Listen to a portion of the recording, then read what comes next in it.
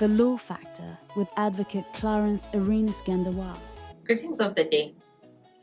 Public procurement is supposed to be simple. The state buys goods, the state buys services, the state builds infrastructure, and citizens receive value.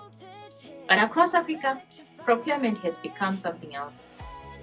A battlefield of influence, a marketplace of favors, a theater of corruption. Tenders no longer reward competencies, they reward connections. They reward loyalty, they reward silence.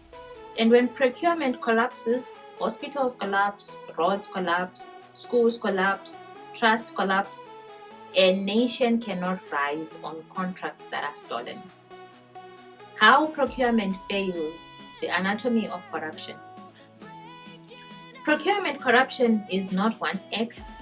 It is a chain of small betrayals, inflated prices, fake companies, ghost deliveries, political interference, bid rigging, conflict of interest, emergency procurement abuse, selective tendering, kickbacks disguised as consulting fees. Each act seems small. Together, they drain nations. Corruption is not an event. Corruption is a system. And procurement is where that system thrives. Let's look at a case study. The hospital that never opened. A rural district in Kenya was promised a new hospital. The tender was awarded to a company with no track record. The price was inflated. The materials were substandard. The project stalled. The contractor vanished. Years later, the structure stands half-built. No equipment, no staff, no patience, just concrete and disappointment. Meanwhile, the community still travels 40 kilometers for basic medical care. This is the cost of procurement corruption, not just money lost, lives lost. Judicial responsibility. Courts must break the chain. Courts are the last defense against procurement becoming plunder. Judges must insist on full disclosure of tender processes, strict enforcement of procurement laws, criminal liability for bid rigging, recovery of stolen public funds, protection of whistleblowers, independent forensic audits in disputed tenders. A court that tolerates procurement abuse becomes an accessory to national decay. The rob must defend the public purse as fiercely as it defends constitutional rights. Let's talk Parliament, legislating for transparency and accountability. Lawmakers must build a procurement system that cannot be manipulated. Parliament must enact laws that require open contracting portals, public access to tender documents, mandatory declaration of interests, competitive bidding as the default, independent procurement boards, criminal penalties for political interference, real-time publication of awarded contracts. When Parliament is silent, corruption becomes fluent. A nation that wants development must legislate integrity. Public education. Citizens must follow the money.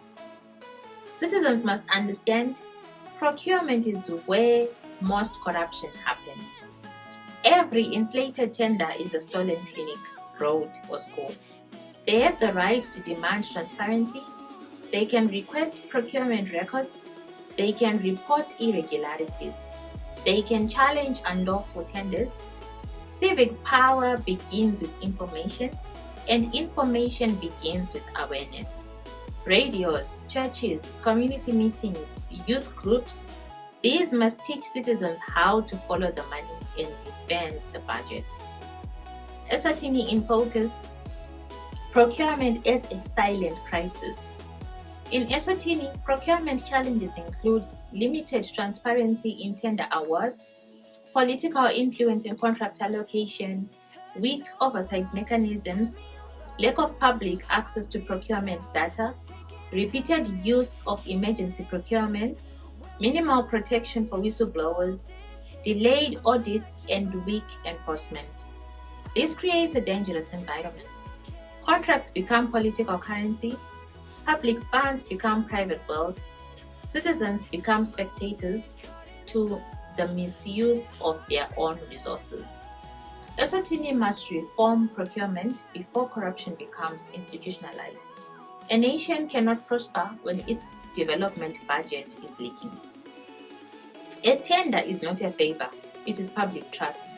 A contract is not a gift, it is a constitutional duty. Procurement must serve the citizen, not the connected. The law must ensure that every cent spent in the name of the people benefits the people. Do not fear contracts without transparency.